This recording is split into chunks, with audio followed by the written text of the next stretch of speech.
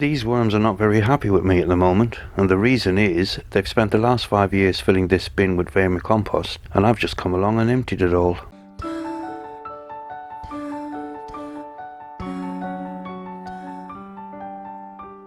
Hello again. So before we get started, just a quick look at the Dalek bin. This is one of the Daleks in the back garden, and I've got a slot there for ventilation which is covered by a little bit of plastic. The reason I was curious to have a look at this is because I didn't bother to insulate the bins, any of the outdoor bins this year at all. The reason for that is because I noticed when I have done it, it only makes an improvement of a few degrees, and to be honest, that's not the difference between life and death with our worms here in the UK, because we don't tend to have protracted very cold winters. So I'm not sure it's something I'm going to bother to do from now on, unless the weather forecast indicates that we are going to get a very, very cold spell that will last a long time. But you can see the worms have done fantastically well through the winter. Not being insulated hasn't caused them a problem at all. I think it would be different if you're in somewhere that does get very cold, bitter winters. But here in the UK, that's not usually the case. We had a particularly mild winter this year. So I've just given the bin a feed. The worms are happy. Temperatures are increasing generally, and I'm not sure it's something I'll bother with from now on. I need to move things around in this area. This is a very tight spot, so this is where I've been storing the leaf mould. This has been slowly forming over the last couple of years. Still got a way to go, but I use this mostly just to put a thin layer on top of the garden soil for maybe twice a year to keep the earthworms in the garden happy. But I need this space emptied now, because this is where I'm going to turn out the 600 litre bin. I've just bagged up the leaf mould. I'll punch some holes in those bags and keep them in storage in the shed. Just a quick look at this, because I noticed this herd of worms on the lid when I went to go move it, and you can see there's what looks like cocoons around them. These are not actually cocoons, they're either slug or snail eggs. They look very much like cocoons, but they're opaque. So if you do see these, you really need to remove them. Okay, so I've turned out the first foot or 14 inches or so, and you can see around a foot down, 12 to 14 inches down, the worms are working away at that level. My cue for emptying this bin was because the level is not dropping anymore, so it's incredibly compacted, as you would expect, as I haven't really emptied this at all or touched it, other than to feed it over the last 5 years. Now I should say that my worms are not lazy. It didn't take them 5 years to make 600 litres of vermicompost. It's just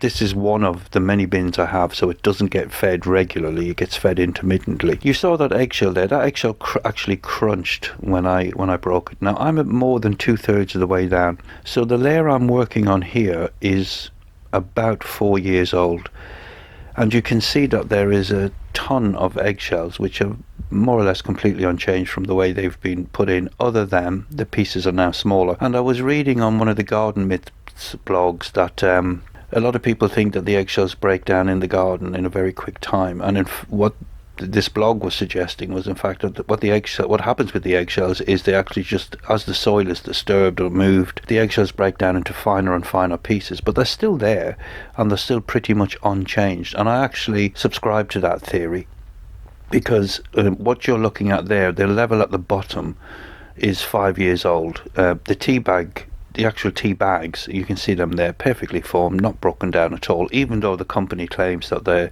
tea bags are compostable. I know for a fact that this layer is 5 years old, what I'm working in now.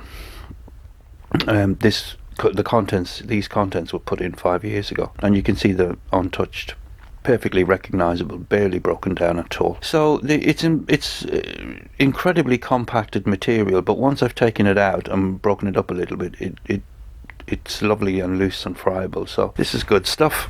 I'm storing the harvested vermicompost in these supermarket trays. I find them to be really, really good. They're fantastic for growing containers, but they're also great for storing the vermicompost, because that green tray was the actual bottom layer now, so that vermicompost is 5 years old. I was going to say, quite ironically, this is the first time that concrete has seen the light of day, but it hasn't, because it's still midnight, so it's still never seen the light of day. And to restart this bin, I'm adding a layer of manure, which comes with its own worms. What will happen is the worms that are in the trays, there's nothing in those trays for them, so they will leave and make their way into the bin without me having to do anything. Now, I could spend many days baiting them out, but I don't see the point. There's nothing in that vermicompost. It's anywhere from 1 to 5 years old, depending on which tray any worms are in, and they'll just leave. They'll make their way into that manure. Now, this is the top layer, so I'm back now at the top layer that I removed. This is a lot of the cuttings from the garden last year, which haven't been touched really, and I've just added that on top of the manure. And over the next, I'm going to leave the bins, I'm going to leave the supermarket trays stored where they are now for a couple of weeks, and I'll just cover them with a piece of plastic or wood to keep the rain out. And any worms in those trays, they'll just pack the bags and leave and make their way back into the 600 litre bin without me having to do anything. I'm a firm believer in letting nature and the worms do all the work, not me, and they will not be able to resist a nice bucket of fresh horse manure.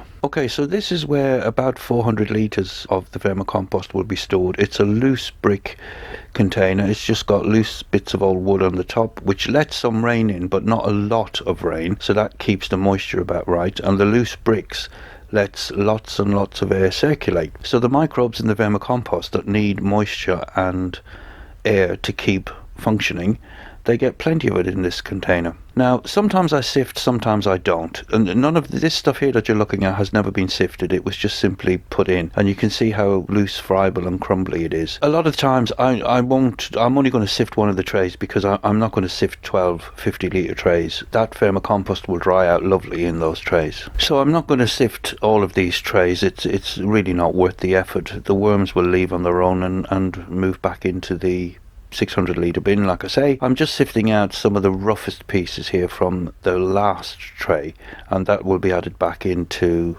the 600 litre bin, and the worms can carry on working on it.